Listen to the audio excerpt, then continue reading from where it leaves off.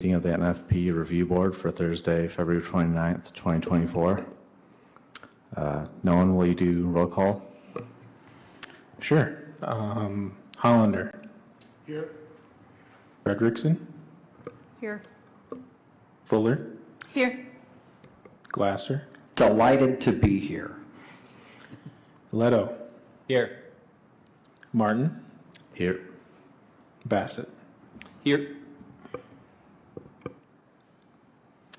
All right, no absent board members, so moving on to item B, adoption of the agenda. Yeah, just want to point out there's a amendment to the agenda for both the new business cases. Had incorrectly indicated the Zoning Board of Appeals recommendation was for granting relief from the NFP Woodland and slope preservation. It's actually the slope preservation and slope setback standard for the 4100 project. And for the 1609 project, it's the same, the NFP slope preservation and slope setback standard. I also wanted to state, well, we'll get there, but. All right, can I get a motion to adopt the formal agenda with the changes? So moved. I support that. All in favor? Aye. Aye. Aye. Any opposed? Moving on. Item C, approval of minutes. Can I get a motion to approve the minutes for our January 23rd, 2024 NFP meeting? So moved. Support?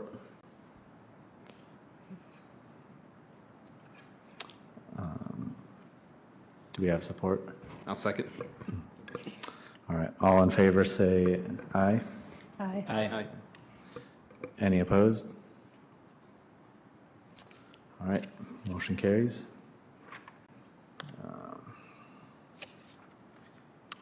Item D, public comments. If there are any comments from the public, please come forward, state your name, and you'll have 3 minutes to address the board.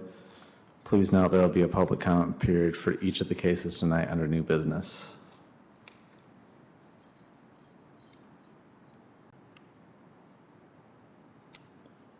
No in-person comments. Do we have any phone-in comments, Jamie? There are no comments at this time. All right, thank you. Moving on to item E, board member comments. Are there any comments from the board?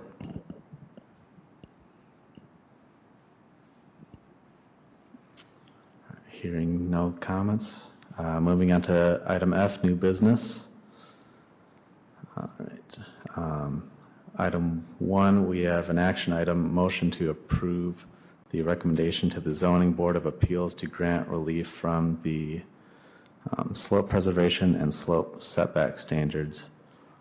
Approval of the recommendation to the Zoning Board of Appeals to grant relief from slope preservation for the Angling Road realignment project at 4100 Oakland Drive. Could the applicant please step forward to present on the background and summary of proposed work for 4100 Oakland Drive case? Hello, my name is Larry Davis. I'm a landscape architect with Hurley and Stewart. Do we have a slideshow queued up?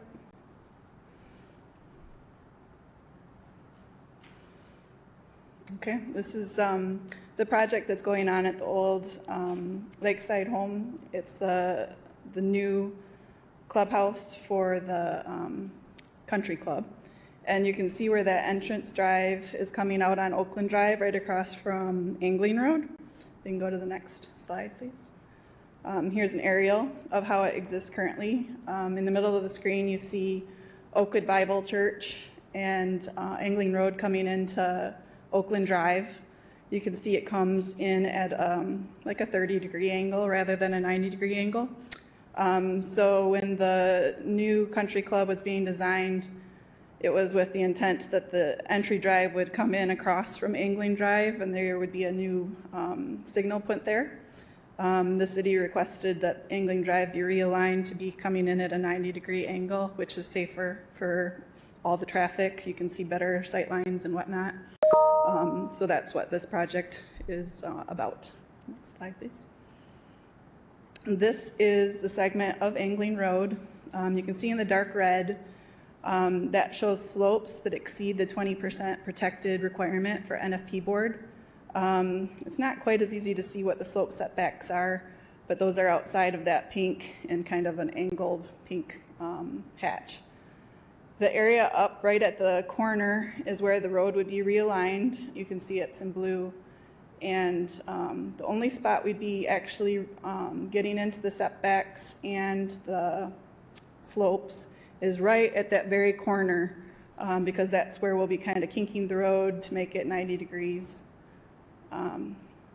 So you can see out of all the slopes, we've really minimized where we'd be impacting it for the site. Can I see the next slide, please? Here's a drive-by shot. You can see that kind of knob right there at that corner. That's where we'll be most impacting the site, because in order to get that 90-degree cut in, we'll have to cut through there and cut into that existing slope. Next slide, please. This is the demo plan from our set of drawings that would show the removals of existing pavement and the maximum footprint of what the construction would require. Next slide, please.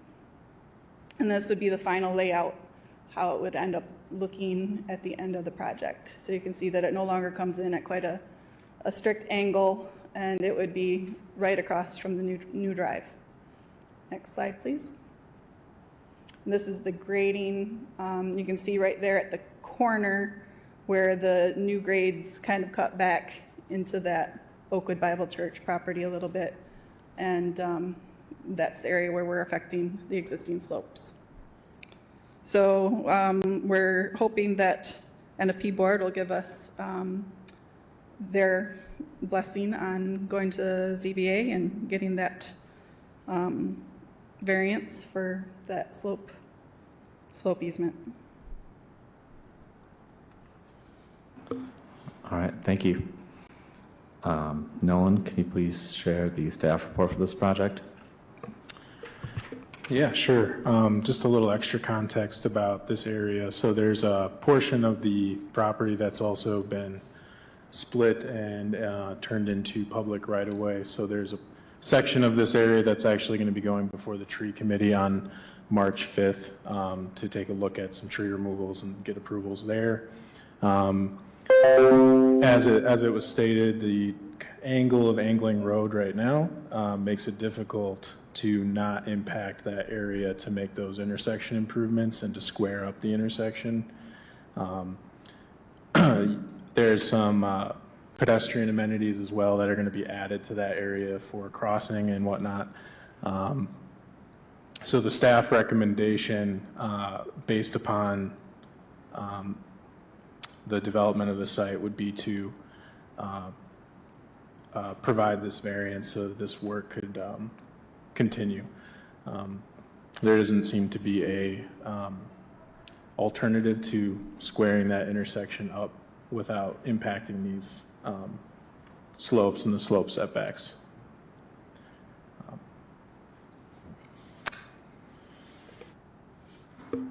All right, thank you, Nolan. If there are any comments from the public on this case, please come forward, state your name, and you'll have 3 minutes to address the board.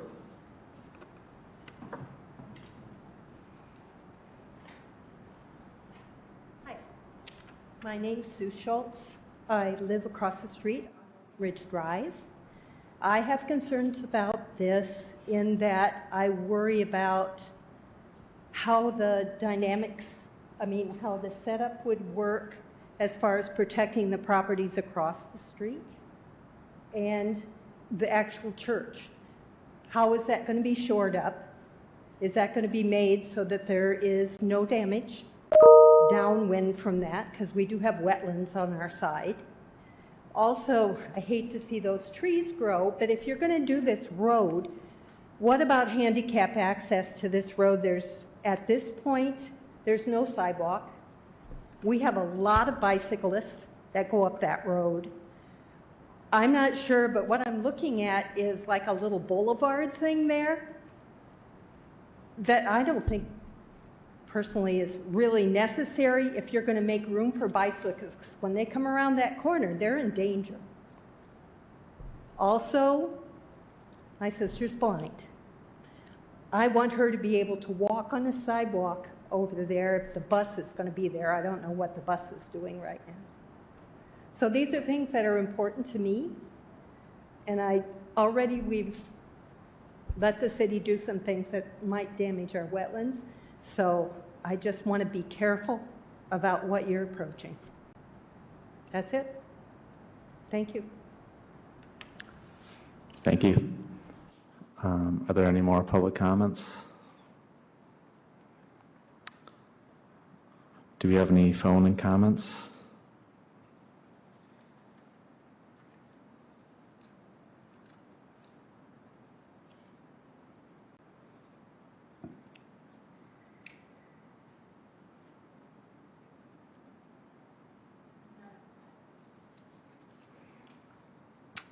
All right, board comments, discussion. Is there any discussion or comments from the board members for the applicant or staff? I have a question about after construction is over, how that slope will be stabilized. It's stabilized by having a low enough grade that it shouldn't, once it's established with plantings, so there'll be grass plants and so shady type grass. Lori, could you step forward and just for the people that might be tuning in online? So it would be graded at a slope that would be easily restorable, sort of grass that would grow in a shade area. So it gets beyond the slope to prevent it from growing out, and it would be maintained through that establishment period. And then once the grass is established, then it should be.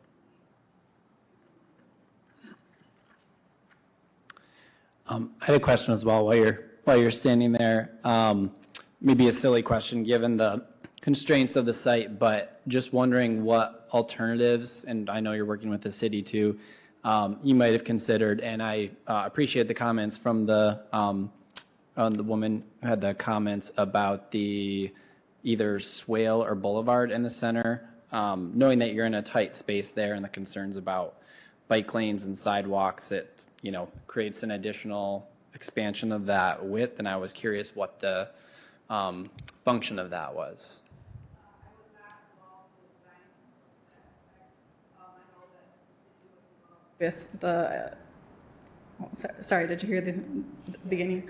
Okay. The city has led that aspect of the design, and we've provided what the city has requested in that area. So I'm not sure what the purpose of the median is. Nolan or Jamie, is that anything that you care to comment on or have?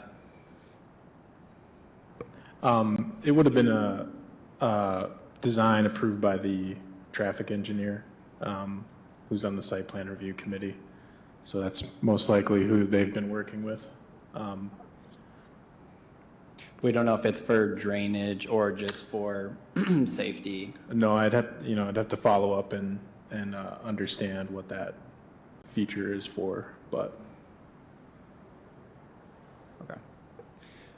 Could you, between the two of you, could you talk a little bit more about the sidewalk? And because I know I've run down that road before, and the sidewalk ends, and then you get forced into a small bike lane, and so I'm kind of curious if it sounds like it could improve some of those features based on your comments, Nolan, but. Yeah, the fact that there will be a signal there would make it a safer crossing for people in ADA situations. We can only expand improvements as far as a project will allow. The intent would be in the future, if the Bible Church does any improvements, that they would need to pick up and continue on. And the sidewalks on the east side of the road would be restored after the road Yes. project as well? Yes. Okay.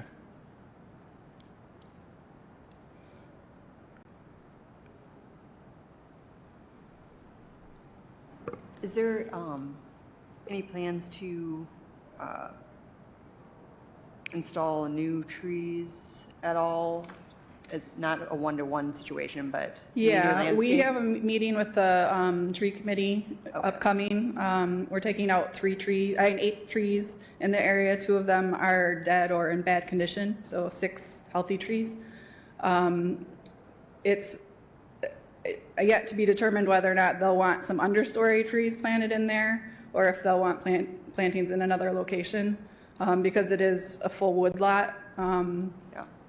There's a question as to whether or not we'd want to plant trees within existing root zones. Yeah, absolutely. Question, just Nolan. Is there a reason we are not reviewing landscape as part of it? Yeah, so the tree committee handles the portion. And so I mentioned earlier, there's a section of this property that was just recently created. It was basically created into public right-of-way. And so that section, that area that was just referenced will go before tree committee, which is where they'll make their case to remove those trees and get recommendations on planting new trees. This development, though, on the Oakwood Bible Church site will involve some woodland impacts, but they're within their, they're meeting their preservation requirements based on the size of the parcel in the ordinance. So they're within their right to do that. Great, thank you. I think Nolan just basically answered this question, but I just want to clarify the ownership of the parcel, or where is the work all being done in the right of way, or is some of it being done on that? Some of it's done in the right of way, and some of it is within a grading easement that it has been obtained from the church. Okay, thank you.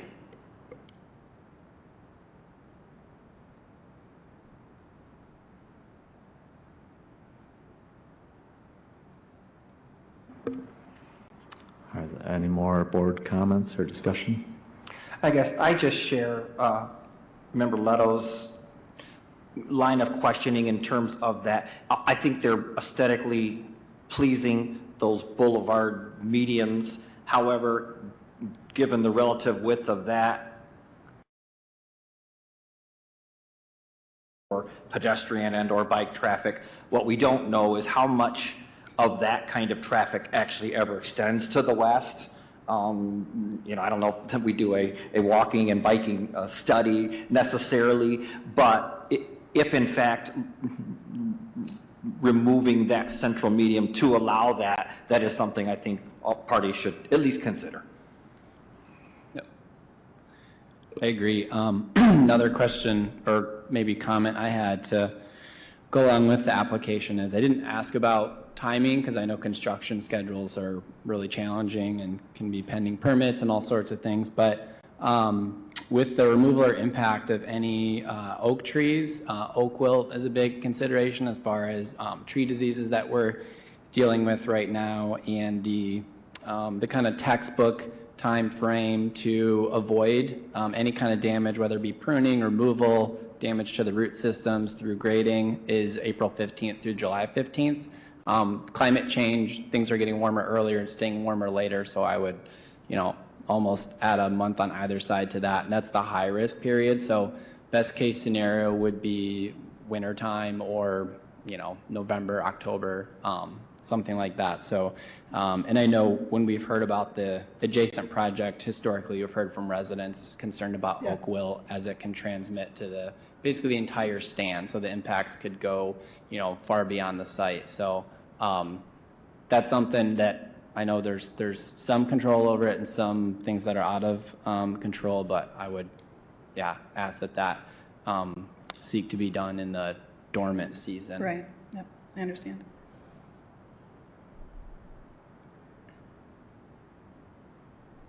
Are you using the entire width of the easement Yeah, the easement was based on how far they needed to grade back in order to get those slopes that I discussed.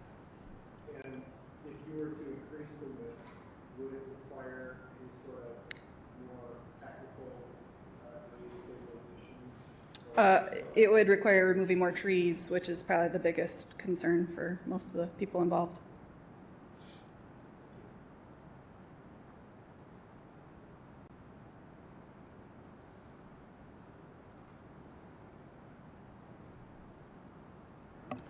I did want to just make a comment before we continue.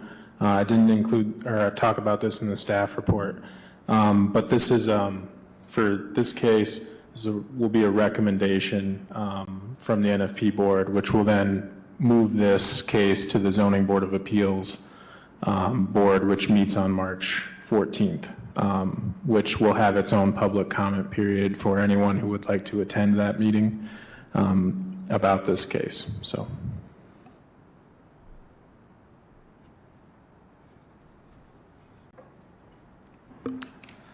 All right. Can I entertain a motion to approve the recommendation to the Zoning Board of Appeals to grant relief from the NFP woodland and slope preservation standards for the realignment of Angling Road for the NFP project located at 4100 Oakland Drive? Just real quick, the language for that would not include the woodland preservation standard, but the slope preservation standard and slope setback standard. Yep, thank you.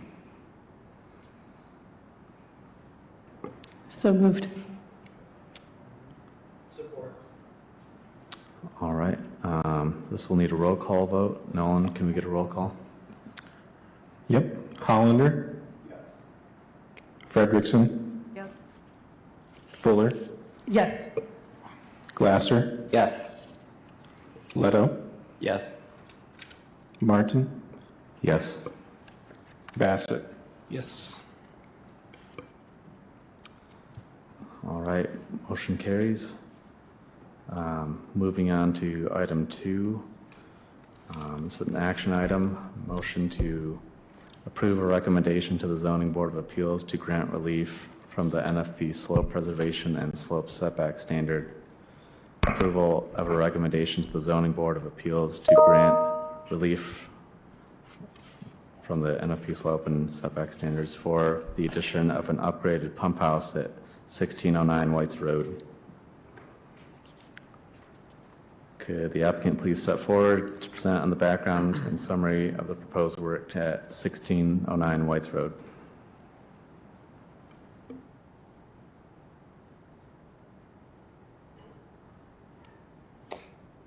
You have me turned on?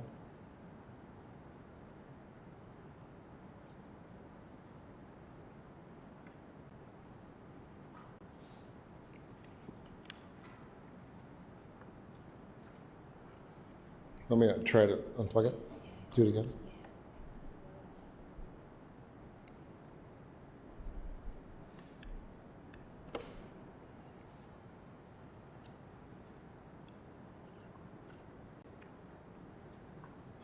There we go. Beautiful. Good afternoon. My name is John Fulling. I'm the superintendent at Kalamazoo Country Club. Appreciate you taking the time and letting us do this.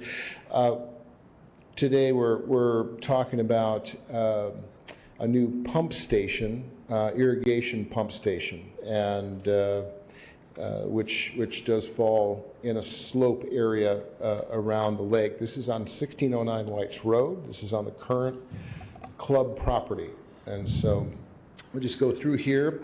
I was just going to say, I don't know if the cord's a little loose or. I have a thumb drive, just in case. Perfect. Great. Thank you. Never know. So, let that get up.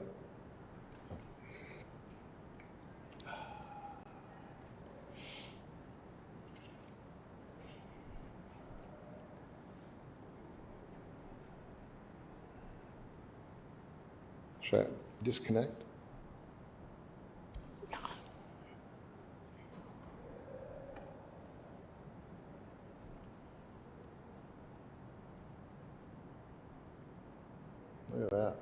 Beautiful. Okay, if you can go to the next slide, that'd be great. So we obviously currently have a pump station that's been in place for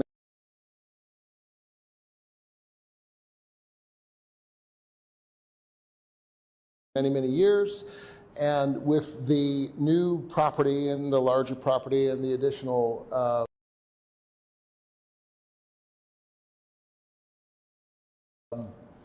space and golf holes, we need to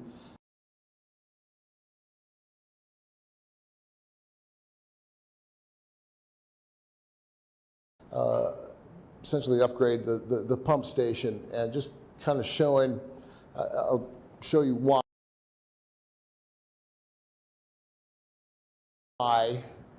here in a second, but we'll be going from an 1,800 gallon a minute pump station to a 3,000 gallon a minute pump station. New location shown there, which is just essentially to the north of the new property that we've been talking about here for a couple of years, but still on the golf course. You can go to the next slide. So this is really replacing our existing pump station. It's in the wrong location for the new course. It's undersized, it's old, it's inefficient, and the current pump station, the old pump station, is located what will be directly in a new golf hole, which doesn't work. And then power also becomes an issue.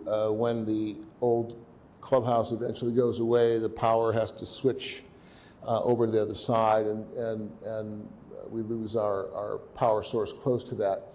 New pump station close to the property, right sized. We're going to switch to far more efficient vertical turbine pumps, and then this is the only viable location that we could come up with based on the design and the features, and then we're closer to power. If you can go to the next slide.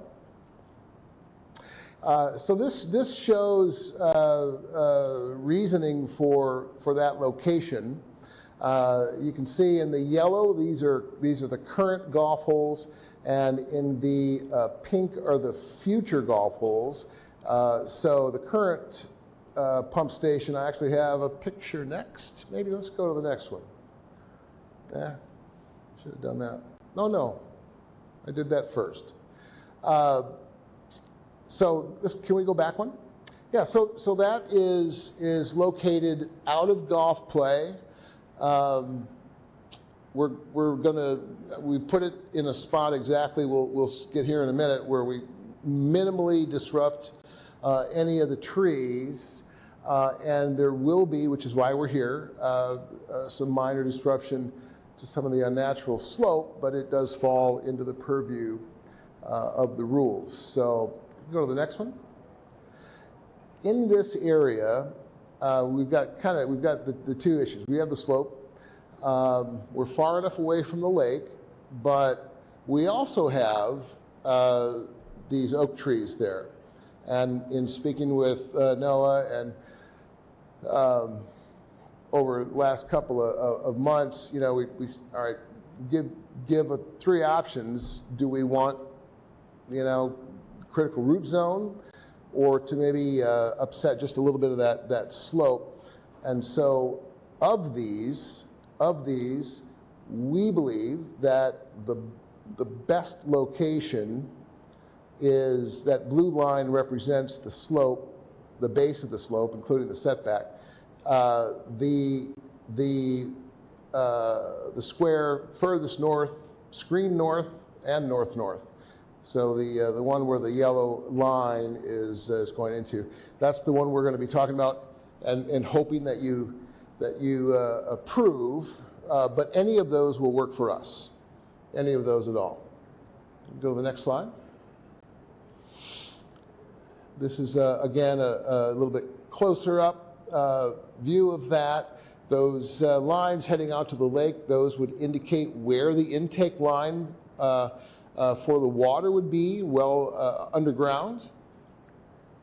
Next one. Okay. And then we get into just the details. So total slope on the property, 370,518 square feet. We're talking about a building that's going to be roughly 18 by 30, so disturbing about 1,500 square feet of that slope.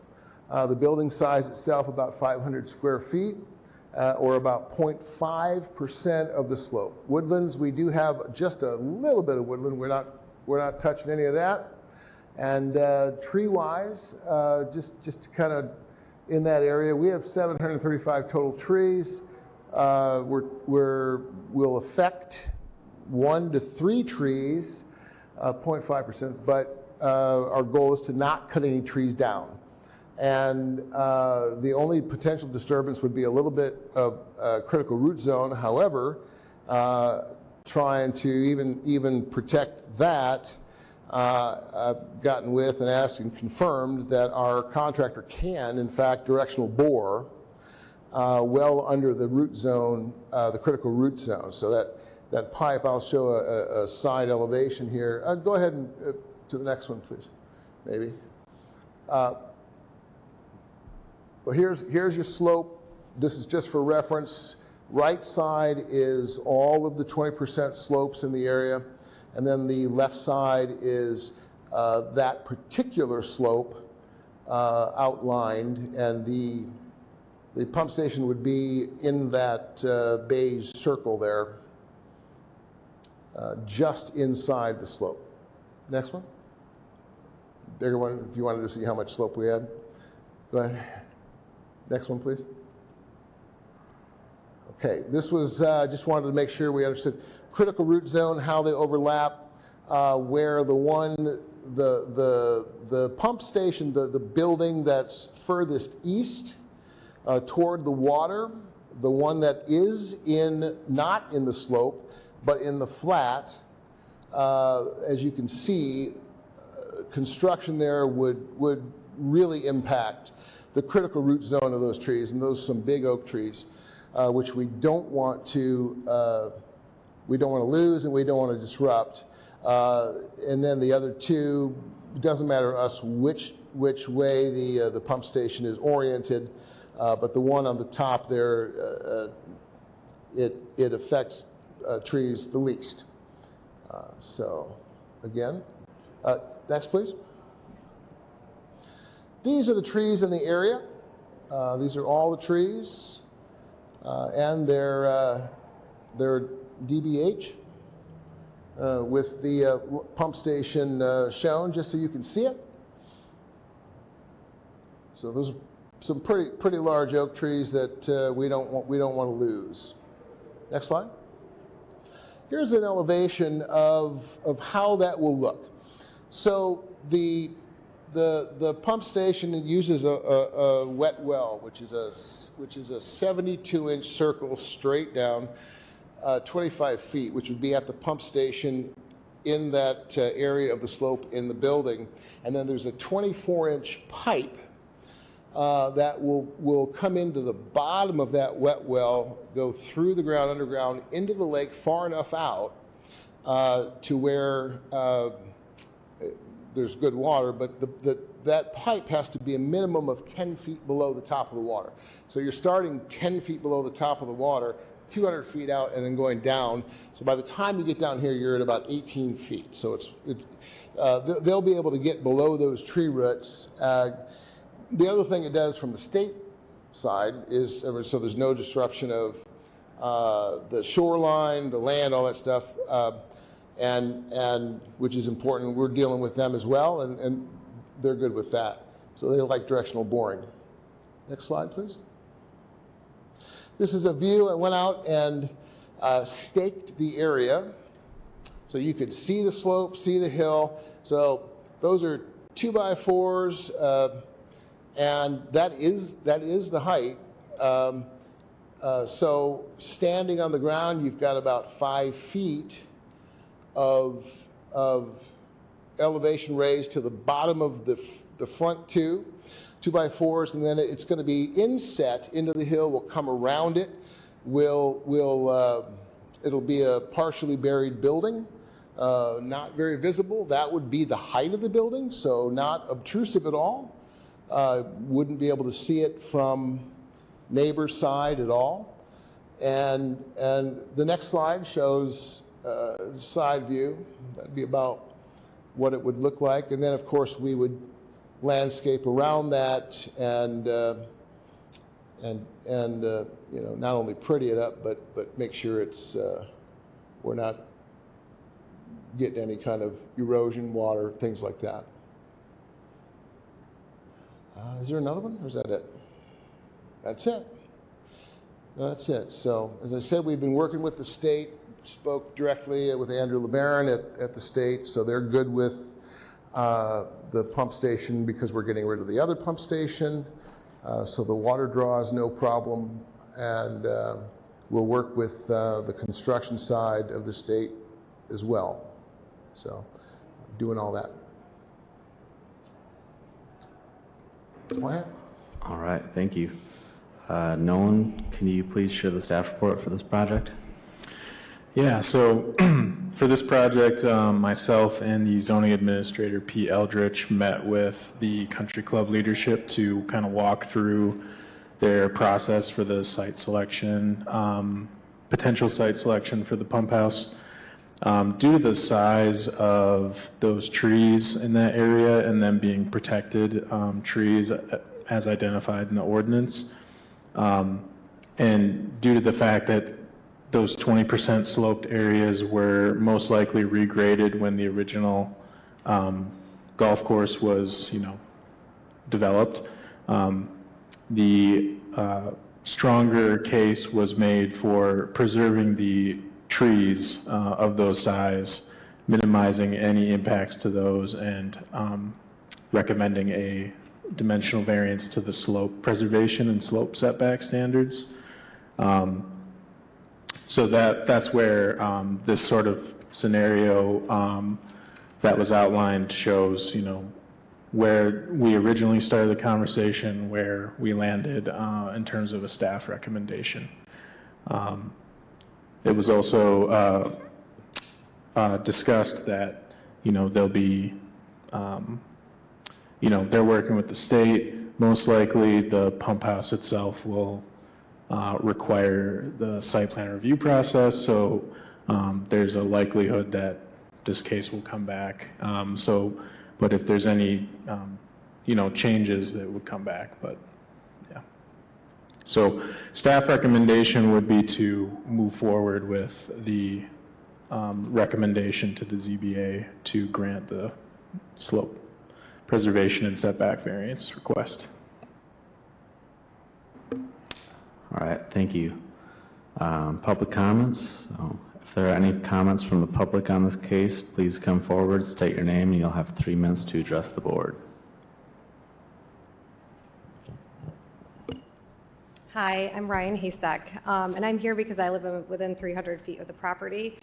And really my concern is more about the lake itself. My family and I love swimming in that lake and fishing and kayaking, and if there's any damage to the slope or the trees, and just also hearing the amount of water that's being pumped, going from like 1,800 to 3,000 gallons of water, and if there's been any consideration or studies done about the impact to the lake itself.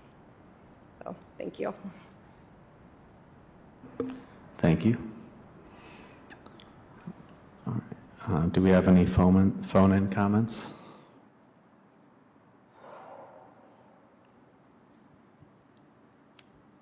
No phone comments at this time. Thank you. All right. Board comments, discussion. Any discussion or comments from the board members for the applicant or staff? I guess my questions or comments were similar to what we heard from the public. I was thinking about the water quality in the lake. Certainly from an erosion standpoint, that's sort of the impact of the actual installation. So that's part of it, and obviously the use of water and how that's going to impact the. So how have those things been taken into consideration? How have they been sort of vetted? And perhaps first of all, describing the efforts that are planned to prevent erosion and runoff during the construction and after. I know you mentioned some plantings around there for after, but go into a little bit more detail about that. Sure, yeah. Right, excellent questions.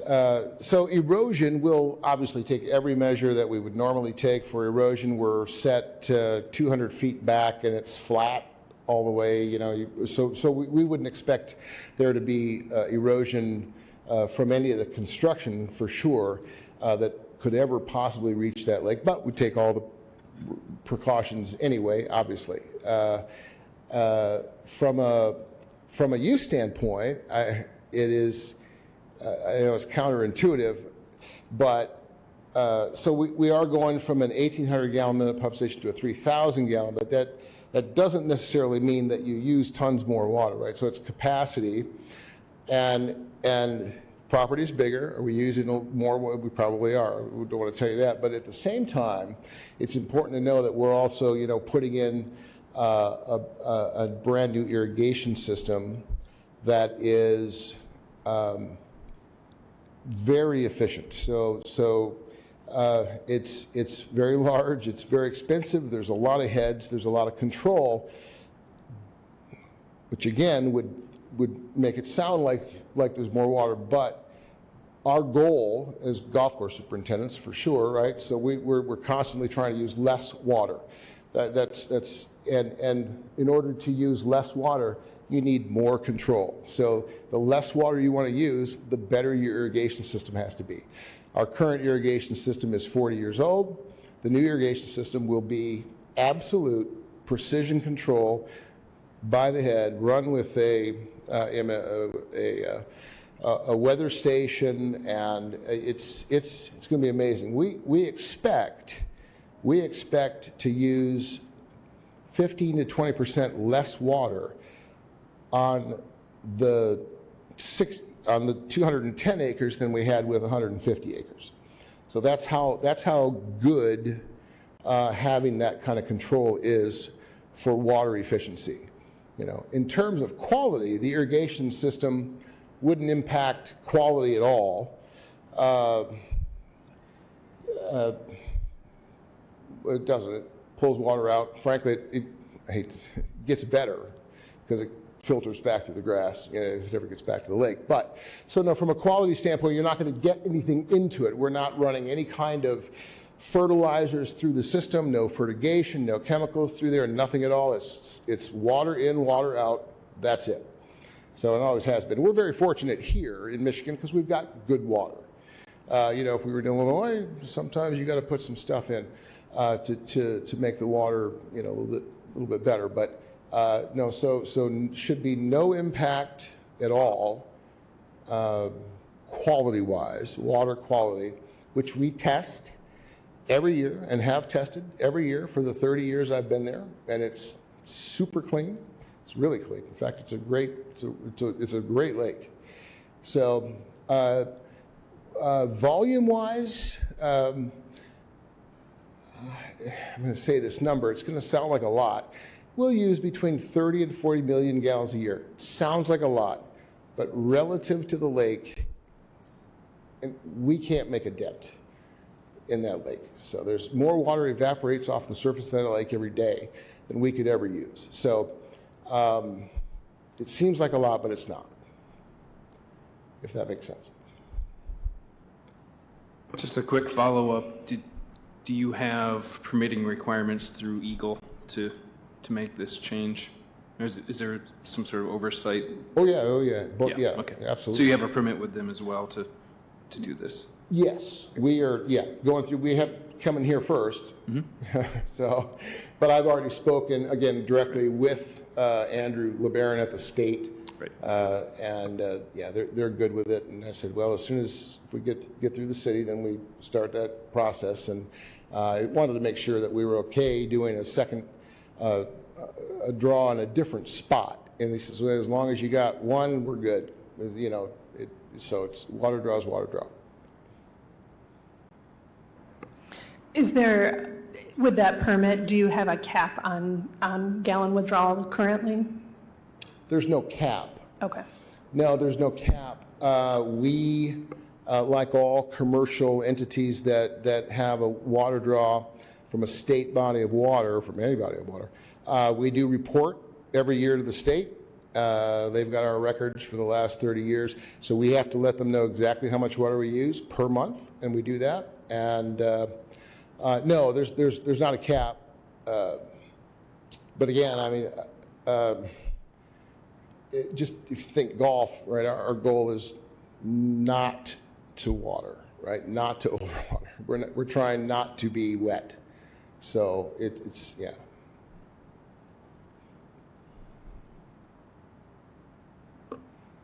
Just kind of follow up on that. Being a hydrogeologist over there, I know some of the water's going to the west side, which looks like it drains more towards Oakland Drive, but it looks like the north side would be in that lake basin and would maybe go to the local water table to recharge if it's not evaporated. Right.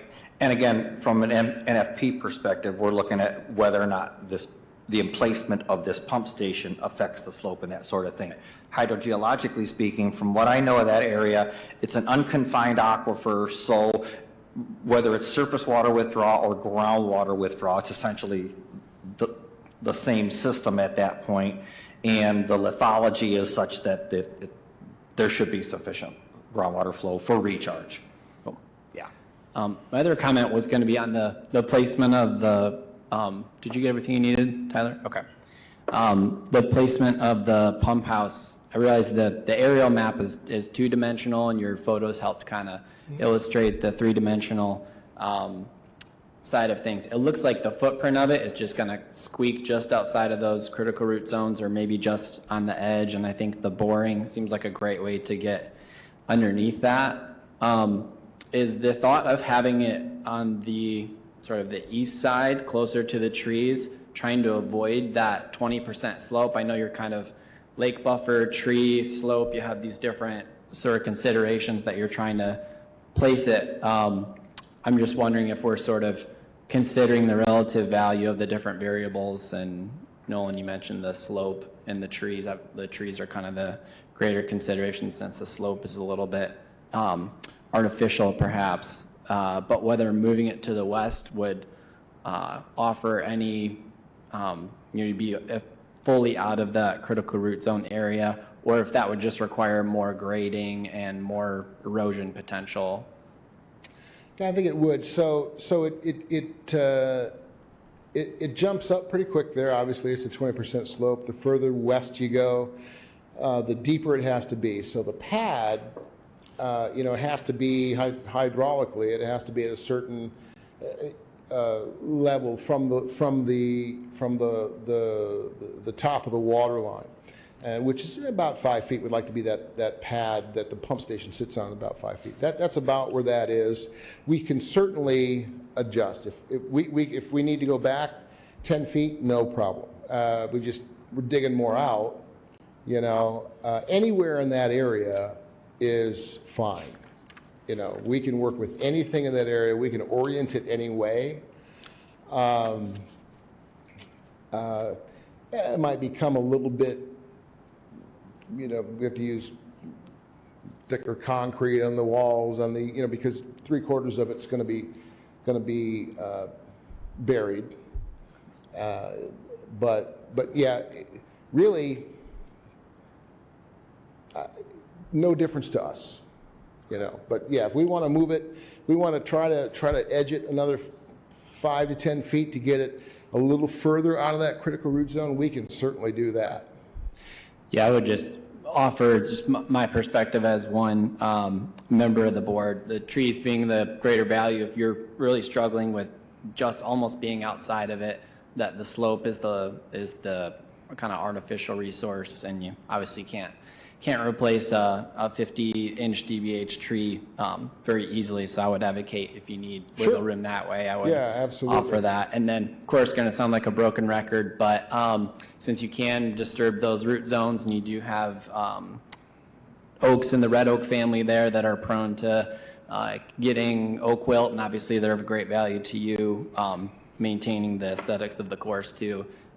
If that work could be done outside of that oak wilt season from April to July approximately, that would be ideal. Yeah. Our goal is to do the work late fall this year. So Perfect. October, November. Thank you. I just wanted to quickly second that I appreciate the pictures you took on site with the measurements to really, because I've never had much experience with the pump house. So I really appreciate that. And I appreciate the directional bore and going out of your way to find a construction method that would be the least invasive. And I appreciate you doing that research before you got here. So thank you. Thank you. Can you clarify what the distance is from the lake of the pump house? I knew you were going to ask that too. It's around 200 feet ish. So you will need a soil erosion and sediment control permit and need to, comply with all of those regulations. Yeah. And hopefully that will, at least during the construction phase, that will address any erosion concerns. Then can you talk through, you mentioned you'd be doing landscaping. Will we see that landscape plan then again? How will that work? I'll add that I think that this project will most likely require site plan review. And so there's a chance you will see probably specific plan sets that walk through landscaping, and that's something our zoning administrator would look at. And since this is an NFP property, there are some landscaping requirements outlined in the ordinance as well. So that's something our planner one in the planning department would work with the country club leadership on the site plan review process. But before they can start that process, they have to address going through this variance request first. Okay. Yep. So just to sort of hammer home, my concern with a project on a slope is not so much like a slope is an amazing natural feature in and of itself, but it's relative proximity to the lake and any runoff that might happen or any erosion with additional impervious surface. And so I just really like to make sure that there is consideration of that runoff, some way to handle the runoff on a slope near a lake, hopefully through native plantings, deep-rooted native plantings, so we won't have any additional water delivery or erosion delivery to the lake. Sure, yeah. A portion of the roof, depending on how far back in we go into that, will actually be covered. So our current pump station is, you only see the face. The whole thing is literally underground. Okay. And so that was our plan for this as well. We can't do the whole thing because there has to be roof access for, get pumps in and out, but with this type of pump station. But yeah, we're planning on coming over. We don't want to see it, right? And so, yeah, so you'll have turfed or plants because it's not a used area, so likely, like we have over the other one, native tall stuff, and you barely can even tell it's there. But no, the goal is to have as little impervious as physically possible and to see it as little as possible. Okay. One last question about tree disturbance. You said you're going to try not to disturb any trees. But if as you got into construction, you realized you were going to have to cut a tree down, they would need to come back here? Correct. The white oaks white oaks is a protected tree, 12 inches of DBH or greater. Okay. So echoing the chair or Director Leto and Director Frederickson's points about staying away from the root zones as much as possible and having that pump house located maybe further into the slope to avoid any of that disturbance. And then based on their directional boring, again, this project will probably go before the site plan review committee. And so there would be more documentation on, what the pump house will look like, the landscaping plan, those types of things.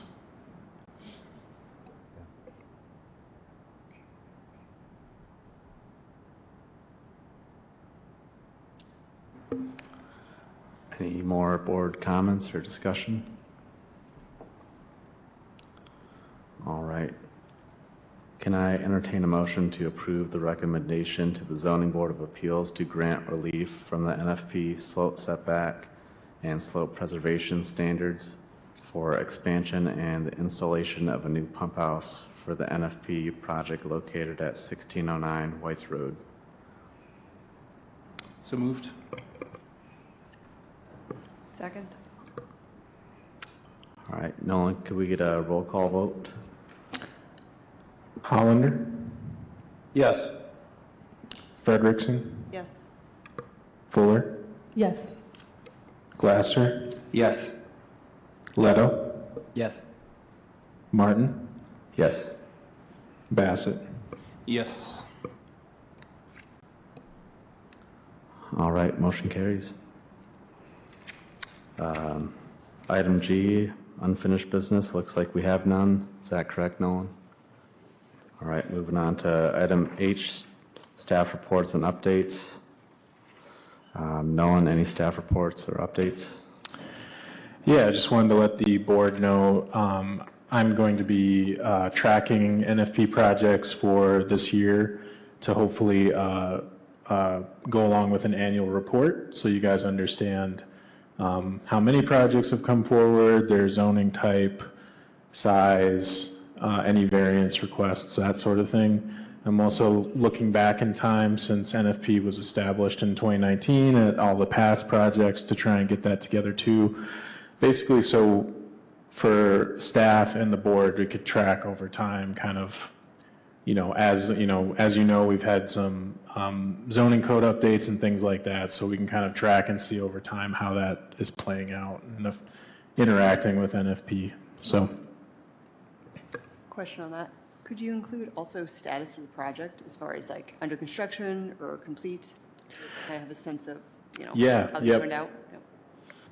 yeah, it's been a little bit of starting with a couple fields of data, and then it'll probably expand as we go. And yeah, the idea is just so it's mostly for me. No, I think it'll be interesting too that we can then present that data at a public hearing at one of your board meetings annually, so that we can kind of showcase, this past year, this is the marks that we hit. So, or, the projects that we encountered. So, yes, that can absolutely be a data piece. Yeah, I feel like the public would be interested in having comments on our information, providing comments on if they're approved and why, and maybe showing not just like, everything got through the NFP, but the trade-offs that were completed or the nuances of, sometimes you just see the end results and you don't see what goes into it. We're trying to balance the built environment with, resources. Yep, absolutely. All right. Item I, communications and announcements. Nolan or board members, any communications or announcements to mention? I just wanted to say today is the last day. Tomorrow is the last day for the community feedback engagement survey. So for those who are listening, the flyer was shared again in today's meeting packet.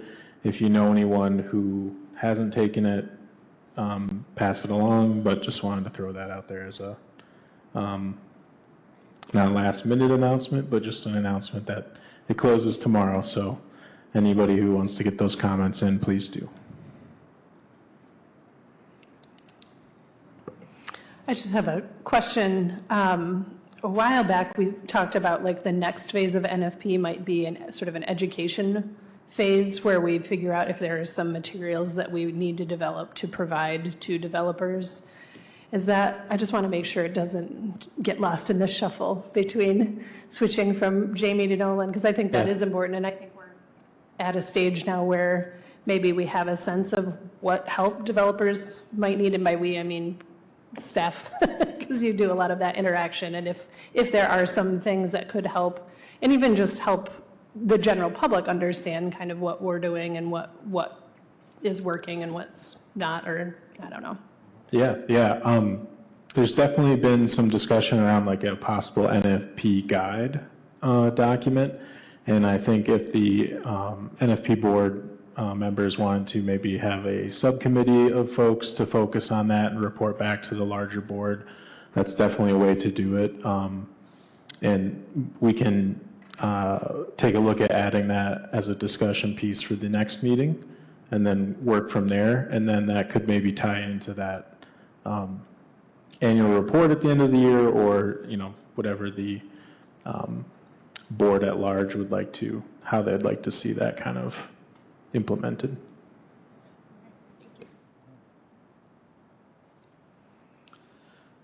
Any more communications or announcements from anyone? All right, meeting adjourned. Use your gavel, your first choice.